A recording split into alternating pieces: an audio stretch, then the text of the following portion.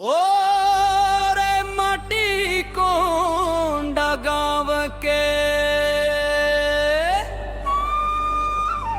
महुआ फूले बन बन केश काल घाटी मुस्कावे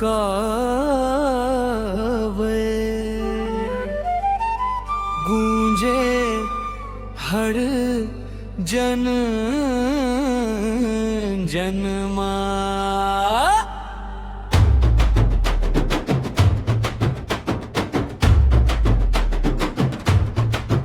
कोंडा गांव के शान निराला जंगल झाड़ी चारों ओर बड़े राजपुर ले पर सगाम तक बस्तर के सुंदर छोर हरियाली के बीच बसे हैं मैया भरे संसार। आदिवासी संस्कृति चमके जैसे सूरज के धार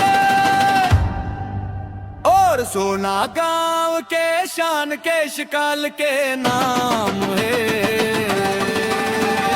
घुमावदार घाटी हाँ प्रकृति के धाम है। हरियाली के बीच बसे है सुंदर पैगाम है।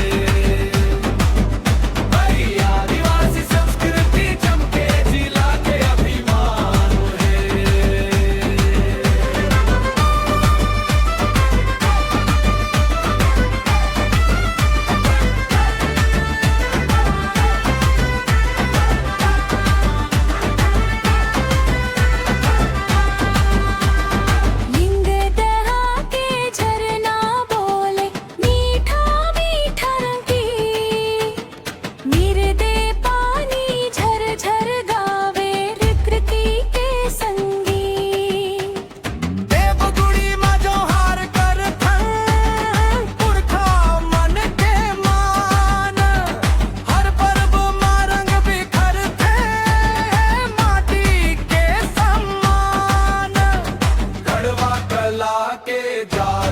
चमके माटी औधा तुरंग हाथ के हुनर दुनिया देखे बस्तर के अलग ढंग।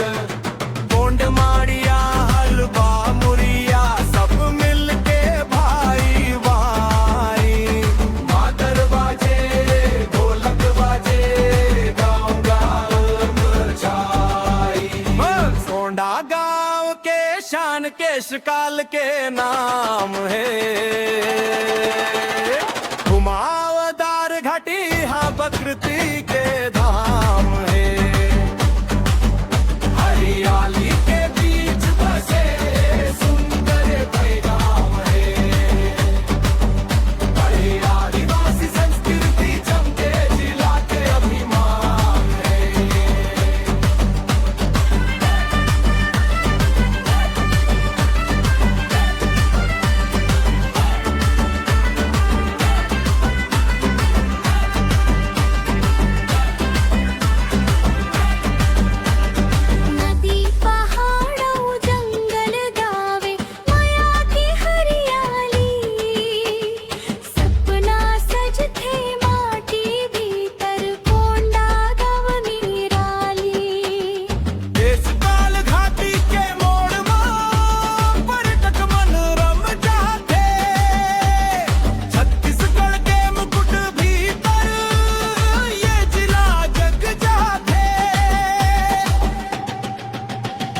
कोंडा गांव के शान केश काल के नाम है। घुमावदार घाटी हाँ प्रकृति के